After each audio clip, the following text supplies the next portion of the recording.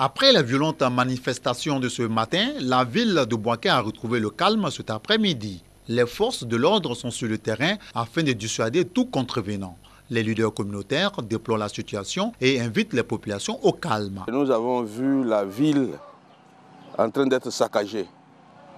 Vraiment, ça nous fait mal au cœur. Quand on pense à ce qui s'est passé, ça réveille les vieux souvenirs. Nous avons eu du mal à faire venir la paix et je me mets en genoux. Et je demande pardon à tous ces manifestants d'arrêter ce qu'ils sont en train de faire. Tout ce qu'on a construit, tout ce que le président Ouattara a mis en œuvre pour que notre ville retrouve son éclat. Aujourd'hui, vraiment, c'est triste de voir Boaké reculer encore de quelques années. C'est le pardon que je demande à ces manifestants.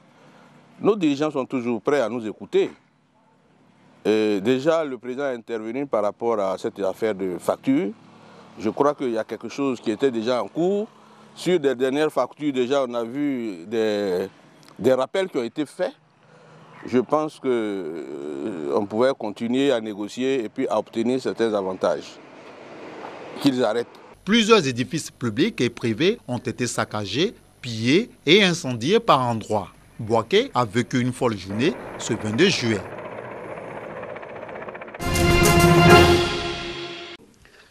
Prenant prétexte de la récente hausse du prix de l'électricité et de la distribution tardive des factures de la CIE, les organisations de consommateurs notent que depuis quelques jours, et notamment ce matin à Boaké, des individus profitant de nos actions pacifiques de mécontentement sèment le désordre et procèdent à des casses et des pillages. Nous nous insurgeons contre ces hors-la-loi et ces comportements inciviques. Nous demandons au gouvernement de mettre aux arrêts tous les fauteurs de troubles.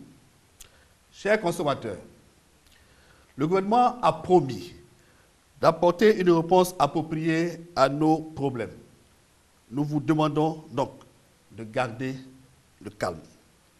Chers consommateurs, nous vous demandons de ne pas vous laisser infiltrer par ces casseurs et de surseoir à toute manifestation sur l'étendue du territoire national.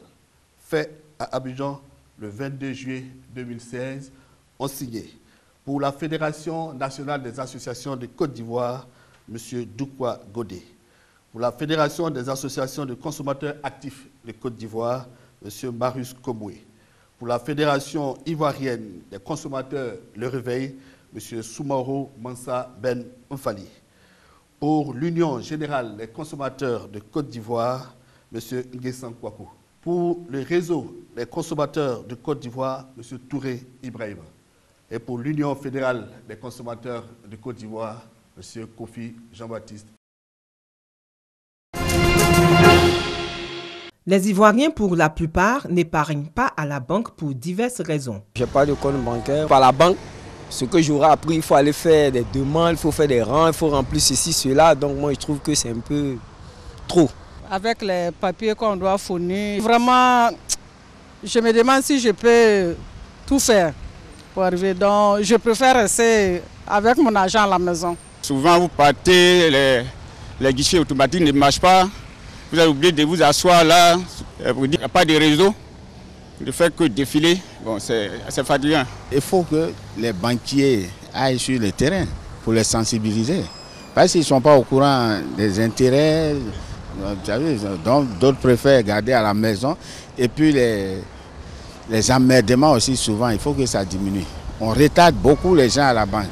La Direction générale du Trésor a vu donc juste d'initier cette campagne de sensibilisation pour mobiliser les populations en vue de les rapprocher des banques pour un meilleur accès aux services financiers.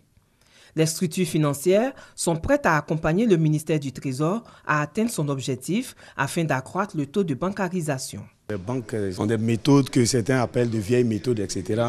Mais aujourd'hui, avec les nouvelles technologies, aller à la banque, c'est peut-être pas aller de façon physique faire un retrait. Sinon, aujourd'hui, il y a des produits bancaires qui permettent de faire la banque à distance. Donc, on n'est pas obligé d'aller faire de longs rangs. on peut être bancarisé en utilisant les techniques nouvelles. Et justement, il faut que les populations soient suffisamment sensibilisées. Cette campagne de sensibilisation sur la bancarisation des populations va permettre de dissiper les préjugés de certaines couches de la population à l'égard des banques et établissements financiers. Elle va également contribuer à convaincre les adeptes des circuits informels d'épargner à la banque. Fin de l'opération OPI 3 dans l'ouest du pays. Comme les précédentes OPI 1 et 2 au nord et à l'est, elle aura été couronnée de succès. Avec ces opérations, il s'agit de mettre en application la décision du gouvernement sur la fermeture de tous les sites d'orpaillage clandestin en Côte d'Ivoire. Pour en savoir davantage sur ces opérations menées conjointement par le ministère chargé de la Défense et celui de l'Industrie et des Mines, les ministres Alain Donvaï et Jean-Claude Brou étaient sur le terrain. À l'étape de Bio et à la suite des explications du colonel Mbaya Patrick, chef des opérations de la Gendarmerie nationale, et du commandant Bongo Jules, chef de la cellule des opérations du Bassa-Sandra, la satisfaction est totale. Pour le ministre Alain Donvaï, le moment est venu d'intensifier la surveillance et le contrôle à tous les niveaux. 429 sites d'orpaillage illicite identifiés ont été fermés sur toute l'étendue du territoire national par les hommes du général Gervais Kouassi, avec à la clé plusieurs arrestations. Diplôme de participation. Kwaku Kona Raphaël, c'est le lauréat de la 3e édition du prix du patronat pour l'innovation. Né en 1939, cet expert comptable a mis sur pied le cajou de Fossou, une unité de transformation de noix de cajou. Nous sommes premiers producteurs de cacao. Je ne vois pas une entreprise essentiellement de transformation de cacao qui appartienne à des Ivoiriens. Nous sommes devenus encore premiers producteurs de la noix de cajou, et la noix de cajou a besoin d'être transformée pour retenir en Côte d'Ivoire la valeur ajoutée. Avec lui, 6 autres lauréats. Ils ont reçu des mains de la ministre de l'Enseignement supérieur et de la Recherche scientifique, professeur Bakary Kouli Ramata, qui avait à ses côtés le ministre de l'Entrepreneuriat national, de l'Artisanat et de la Promotion des PME, Anzoumana Moutaye, leur diplôme et leur chèque d'une valeur de 31 millions de francs CFA. Ce prix a pour but d'encourager les inventeurs dans les différents domaines de la recherche et de l'innovation, mais aussi contribuer à la promotion des chercheurs et innovateurs. La célébration de l'excellence montre bien que la Côte d'Ivoire est vraiment sur la voie de l'émergence, parce que c'est par la recherche et l'innovation que les autres pays sont arrivés à l'émergence. À cette occasion, une convention de partenariat pour le lancement du master création d'entreprise a été signée entre le ministère de l'Enseignement supérieur et de la Recherche scientifique et le patronat ivoirien représenté par Jean-Baptiste Kakou Diago. Elle aura pour but la formation des futurs entrepreneurs.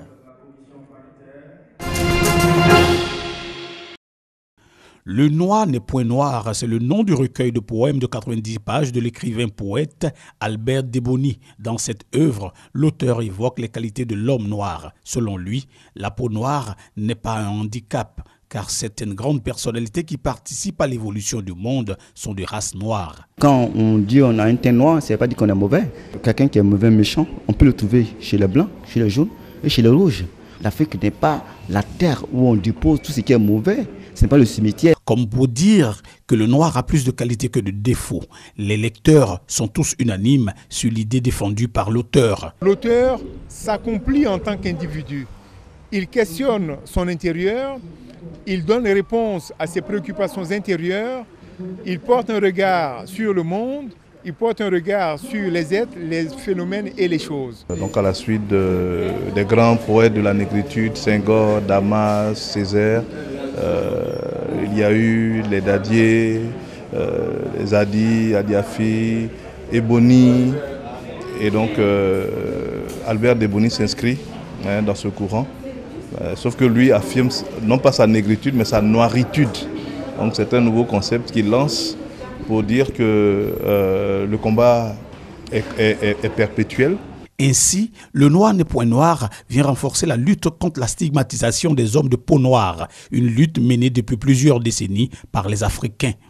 Albert Deboni est à son premier ouvrage. Il est né le 4 septembre 1970 en Côte d'Ivoire.